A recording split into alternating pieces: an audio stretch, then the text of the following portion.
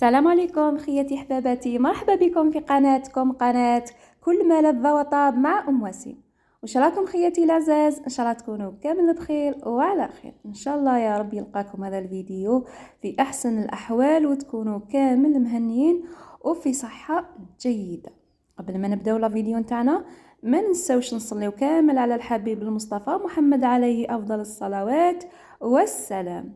كما راكم تشوفوا اليوم جيتكم بهذه التحلية الرمضانية الرائعة. قد ما نقول لكم بنينة ما تأمنوش حتى تجربوها، لازم تجربوا هذه الوصفة يا خياتي العزاز. وفي نفس الوقت اقتصادية، ما فيهاش مقادير بزاف، ما فيهاش لاشونتيي، ما فيهاش فلان، يعني تساعدكم بالبزاف. وفي نفس الوقت بنينة بالذوق تاع البنان والكراميل، تجي بزاف هايله. ما عليكم الا تجربوها خياتي العزاز وتخلوا لي تعليقاتكم المحفزه كالعاده. ونشكر كل وحده راهي تعلق لي وراهي تشارك في فيديوهاتي. وما تنسونيش خياتي العزاز بالدعم وخاصه الجام باش يلحق الفيديو الاكبر عدد من المشاهدين. يلا بينا عفوا على بركه الله نبداو الوصفه مع بعض. نجيبو كاسرونه، نديرو زوج مغارف كبار تاع مارغرين، نذوبها كيما راكم تشوفوا على نار قليله اكيد باش ما تنحرقلناش المارغرين نتاعنا. اي ذابت معنا المارغرين تاعنا، نجيبوه هنايا نص كاس تاع مايزينا. واللي ما عندهاش المايزينا تقدر تعوضها بالفرينه عادي، تجي تحليه ولا اروع.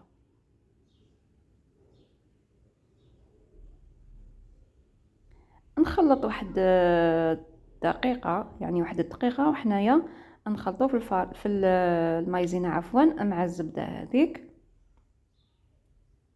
يعني كما راكم تشوفوا ما نحبسوش التحريك، يعني مع التحريك المستمر. هنايا نضيفوا زوج كيسان من الحليب مع التحريك المستمر اكيد باش ما تشكلناش كتل. نضيف الكاس الثاني. من الاحسن نخلط بالفوي باش تتحلحل لنا هذيك المايزينا كما راكم تشوفوا. والفرن تاعي نكون منقصت له اكيد باش نتحصل على كريمه بنينه وما فيهاش كتل. هنايا نضيف نص كاس تاع السكر، يعني ذوق تاع الكريمه تاعنا يجي معتدل، ما يجيش حلو بزاف. واللي تحب الحلاوه بزاف تقدر تزيد السكر. نخلط مليح كما قلت لكم، ما نحبسش كامل حتى تختار معايا الكريمه كما راكم تشوفوا. ننصحكم ما تزربوش الفيديو نتاعنا باش تشوفوا كامل الطرق. تشوفوا كيفاش حضرنا الكريمه، كيفاش حضرنا صوص الكراميل، يعني بطريقه هايله وتجي بزاف بنينه كيما اللي تنباع برا. بما انه التحليه تاعنا درناها بالموز، درت عطر الموز هنايا يعطي واحد القول الكريمه بزاف هايله. نخلو الكريمه تاعنا بجانب ونبداو نديرو في التحليه تاعنا. هنا جبت هذا الكاطو بسكويت بالقمح، يجي بزاف بنين. هذا هو احسن بسكويت، انا بالنسبه لي هذا هو احسن بسكويت، يعني بسكويت هايل هايل. نشمخوه في الحليب كما راكم تشوفوا ونستفوه في البلان تاعنا. ولا بقى لكم مكان يعني قسموا الحبه تاع الكاطو على 2 وديروه في الاطراف.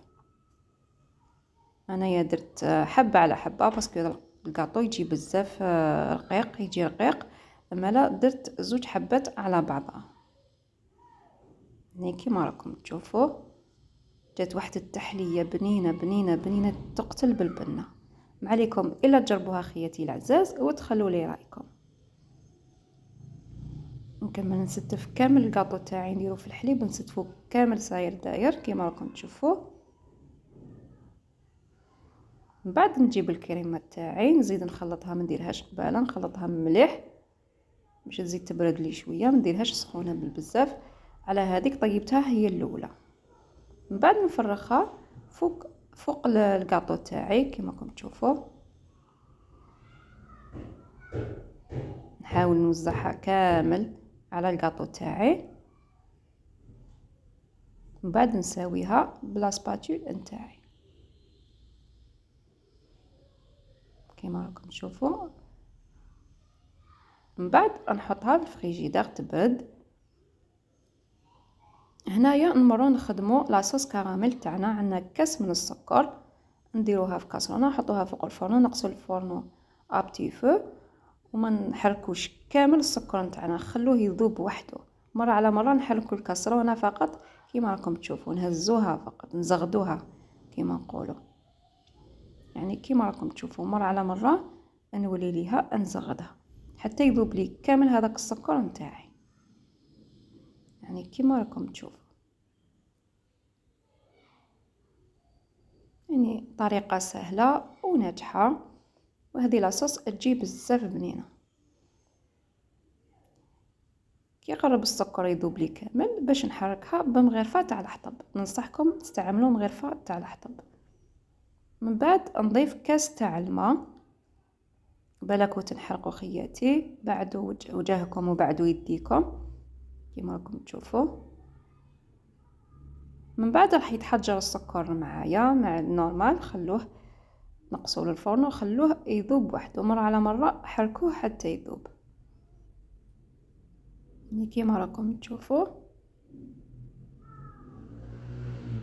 نروح ندير عمليه واحده اخرى، نجيب كاس تاع الماء ونضيف مغرفه تاع لا مايزينا، نحركها مليح.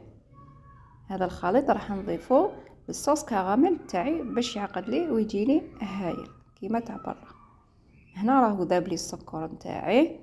في هذاك الوقت نفرغ الخليط نتاع الماء والمايزينا كيما راكم تشوفوا.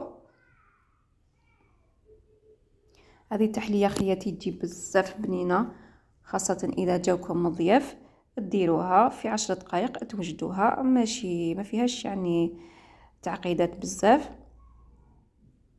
وتجي بنينه راح تعجبهم ويطلبوا منكم الوصفه. ما ننساوش القرصه تاع الملح باش يجينا كراميل تاعنا بنين. نبقاو نحركو يعني تحريك مستمر دائما حتى يثقل معنا الخليط. كي يبدا يغلي نزيد له 1 دقيقه وانا نحرك، من بعد نطفيله.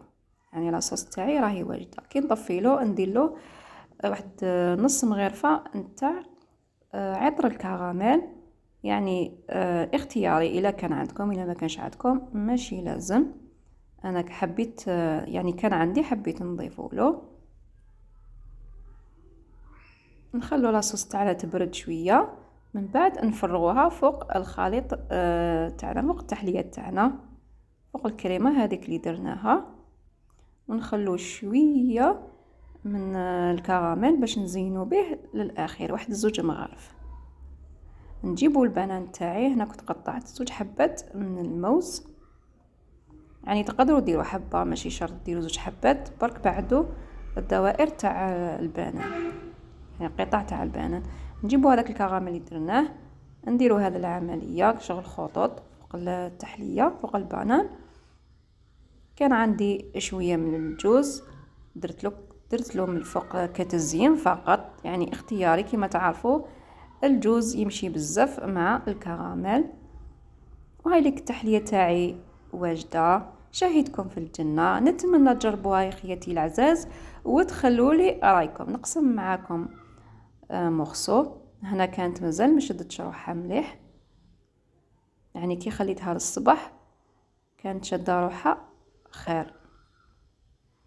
والبنه يا خياتي العزاز ما نحكي لكمش جات بزاف بنينه. والان خياتي العزاز ما عليا الا نقول لكم خليكم في امان الله وحفظه، الى الملتقى ان شاء الله. ما تنسونيش بالدعم فضلا وليس امرا. مع السلامه.